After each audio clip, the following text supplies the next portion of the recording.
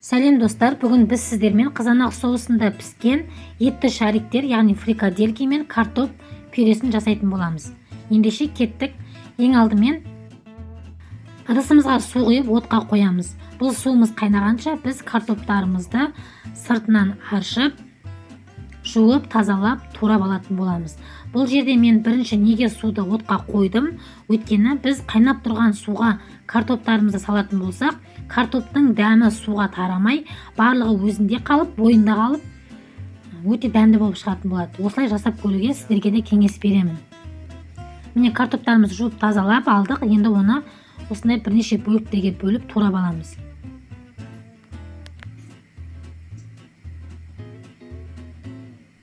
Турап алған картоптарымызды қайнап тұрған суға саламыз. Және осыны бетін жауып баяу отта пісіретін боламыз. Тұз салмайсыздар. Міне енді біз етті шариктерімізді дайындаймыз. Ол үшін ең алдымен осындай 2 дана пиязымызды алып, өте ұсақтап тураймыз. Егер сіздерде ұсақтағыш болатын болса, соған ұсақтап алсаңыздар да болады. Біздің үйдегілер пиязды қатты жақсы көрмейтіндіктен мен осылай кішірек пияз таңдап алдым және барынша ұсақтап турадым. Сіздер кішкене средний, яғни орташа пиязды таңдасаңыздар да болады. Міне пиязымызды турап алдық, бөлек ыдысқа салып аламыз. Енді қалған қоспаларын саламыз. Тартылған етімізді саламыз. Оның үстіне бағана турап алған пиязымызды саламыз 2 дана. Және жарты стақан нан үгіндісін қосамыз. Дүкендікі де болады, немесе үй жағдайында кептірілген нанды ұсақтап қоссаңыздар да болады. 1 дана жұмыртқа қосамыз. Дәміне қарай тұз саламыз. Мен жарты шай қасық тұз салдым. Одан соң жарты шай қасық қара бұрыш саламыз. Және 30 мл сұйық май құямыз. Енді осының барлығын қолымызбен жақсылап мыжып араластырамыз. Жақсылап мыжып, жаңағыдай ұрғылап араластырыңыздар, өйткені біздің шариктеріміз дұрыс шықпай қалатын болады. Сол үшін осылай ұрғылап, езіп дайындап алдық. Енді қолымызды сулап, құрттың көлемінде етіп, кішкентай шариктер жасап шығамыз. Дәл видеодағыдай жасап аламыз. Міне барлық етті шариктерімізді дайындап алдық. Енді отымызға сковородканы қоямыз. Оның үстіне сұйық май құямыз. Одан соң осы майға бағанағы етті шариктерімізді салып, 2 жағында қызартып қуыратын боламыз. Егер сіздердің етті шариктеріңіз барлығы сыймайтын болса, 2 бөлікке бөліп қуырып алсаңыздар да болады. Менікі барлығы осы сковородкаға сыйды. Келесі беті қызарды, екінші бетіне аударамыз.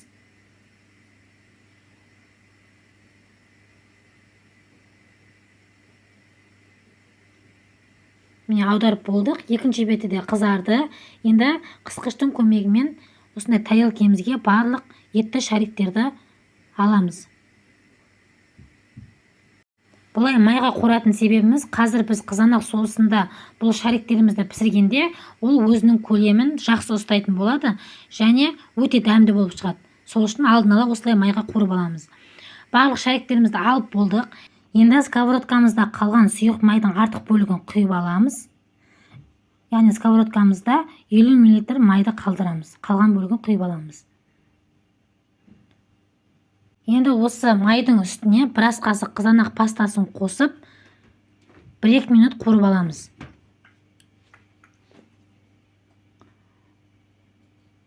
Бір-екі минут қуырып алған соң, оның үстіне 1,5 стақан су құямыз. Яғни ыстықтау су құятын боламыз.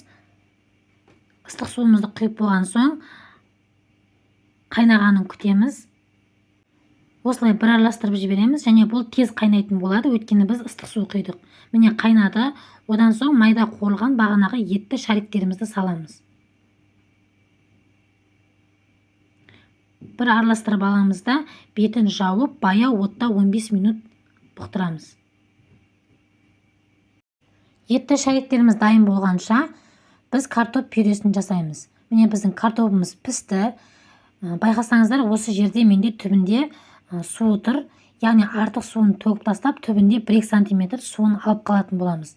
Сонда біздің картоп пюреміз өте дәмді болып шығады. Картоп езгішпен осылай жақсылап езіп аламыз. Одан соң бір ас қасық сары май қосамыз. Сары майды да осындай ыстық кезінде араластырған дұрыс, тез еріп, картопқа жақсы сіңіп араласатын болады. Міне оны да езіп араластырып аламыз. Одан соң жарты стақан ыстық сүт құямыз. Сүтіміз де ыстық болғаны жақсы, сол кезде бір-біріне дәмі сіңіп, біздің сүтіміз де картопқа жақсы сіңіп араласып дәмді болады. Сол үшін ыстық сүт қосуға кеңес берем. Міне жақсылап араластырып алдық. Ең соңынан дәміне қарай тұзымызды саламыз. Сол кезде біздің картоп пюреміз өте дәмді болып шығады. Осы әдіспен картоп пюресінде жасап көруге кеңес беремін. Міне езіп алдық. Біздің картоп пюреміз дайын болды. Және етті шариктеріміз де пісіп шықты. Енді бұны ұсынатын боламыз. Мен тарелкемді алып, оған 3-4 ас қасық картоп пюресін салдым. Және осыдан осылай ұя жасап шықтым. Қасықтың көмегімен дәл видеодағыдай ұя жасап, осының үстіне қызанақ соусында піскен етті шариктерімізді, яғни фрикаделькиді саламыз. Осылай ұсынсаңыздар өте әдемі көрінеді. Жасап көруге кеңес беремін. Дәмді болып шығады. Балаларыңыз да өте сүйсініп жейді. Мына етті жей алмайтын балдарыңызға осылай жасап берсеңіздер сүйсініп жейтін болады. Келесі видеоларда кездескенше сау болыңыздар.